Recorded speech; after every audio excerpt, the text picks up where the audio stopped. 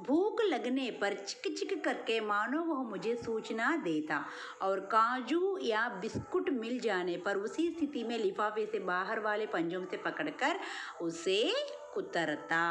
समझ में आ गए बच्चों? भूख लगने पर, जब गिल्लू को भूख लगने पर चिक चिक करके मानो वह मुझे सूचना देता. చిన్నపిల్లలు ఆకలిస్తే ఏడ్చి ఎట్లా మనకి ఇన్స్ట్రక్షన్స్ ఇస్తారో దీనికి కూడా ఆకలిస్తే చిక్ చిక్ అరుస్తూ ఆమెకి ఇన్స్ట్రక్షన్స్ ఇస్తుందన్నమాట. और काजू या बिस्कुट मिलने पर, దానికి काजू అంటే ఏంటమ్మా? Cashew nuts.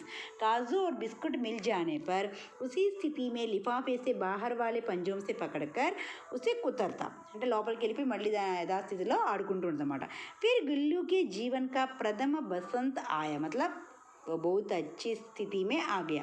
नीम चमेली की गंध मेरे कमरे में हौले हौले आने लगी. नीम चमेली की गंध, नीम माने नीम ट्री. ओके, नीम चमेली की गंध में हमारे कमरे में आने लगी. बाहर की गिलहरियाँ खिड़की की जाली के पास आकर चिक चिक करके ना जाने क्या कहने लगी. बाहर की गिलहरियाँ, ओके तो ये तो कुछ ना कुछ बच गया ना बच्चों. तो बाहर की गिलहरियाँ आकर उसे खेलने लगे.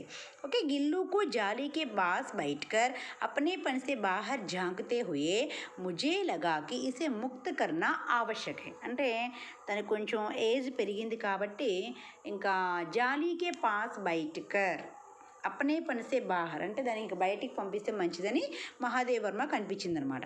मैंने कीलीम निकाल कर जाली का एक कोना खोल दिया.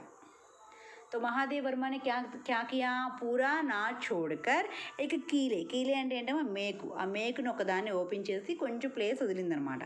और इस मार्ग से गिल्लू ने बाहर जाने पर सचमुच ही मुक्ति की सांस ली.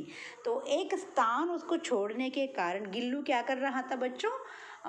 मुक्ति प्राप्त कर ली. इतने छोटे जीव को घर में पले कुत्ते बिल्लियों से बचाने भी एक समस्या ही थी. इतने छोटे जीव को घर में पले कुत्ते और बिल्लियों से बचाने भी एक समस्या थी. मतलब वो तो बहुत छोटा जीव है और महादेव वर्मा के घर में कुत्ते और बिल्लियाँ भी हैं, इसलिए उन कुत्ते और बिल्लियों से उस जीव को बचाना बहुत मुश्किल हो गया. आवश्यक कागज पत्रों के कारण मेरे बाहर जाने पर कमरा बंद ही रहता है. ओके, महादेव वर्मा हमेशा कुछ ना कुछ लिखती रहती हैं बच्चों, इसलिए उस कमरे में आवश्यक पत्र होते हैं, आवश्यक कागज पत्र होते हैं, इम्पोर्टेंट पेपर्स, इम्पोर्टेंट लेटर्स होते हैं. तो इसलिए उस महादेव वर्मा ने क्या करता रहा? हमेशा उस कमरे को हमेशा बंद करता ही रहता. ओके, कॉलेज से लौटने पर जैसे ही कमरा खोला गया और मैंने भीतर पैर रखा, वैसे ही गिल्लू अपने जाली के द्वार से भीतर आकर मेरे पैर से सिर और सिर से पैर तक दौड़ लगाने लगा. तो कमरा बंद करते तो गिल्लू बहुत उदास हो जाता. जब कॉलेज से मैं लौट आने पर जैसे ही मैं कमरे में आ जाता तब गिल्लू क्या करता है? सिर से पैर तक, पैर से सिर तक उसने क्या करता? उसको दौड़ लगाने लगता. मतलब उनके पास आना उसको बहुत पसंद है. तब से यह नित्य का क्रम हो गया, मतलब हमेशा यह कार्य चलता रहा. तो इस प्रकार महादेव वर्मा को गिल्लू से बहुत प्रेम है और गिल्लू को भी महादेव वर्मा से बहुत प्यार है. ये चित्र देखिए बच्चों, गिल्लू किस प्रकार उड़ रहा था और गिल्लू का गद देखिए बच्चों, खिड़की के पास देखिए किस प्रकार उठा दिया है. देखिए बच्चों, तो ये महादेवी वर्मा है, अपने कमरे में ही उसको खिड़की के ऊपर क्या लगा दिया? उसके लिए एक फूलों की टोकरी लगा दिया. ये है फूलों की टोकरी. ये देखिए बच्चों, ये देखिए ये फूलों की टोकरी है.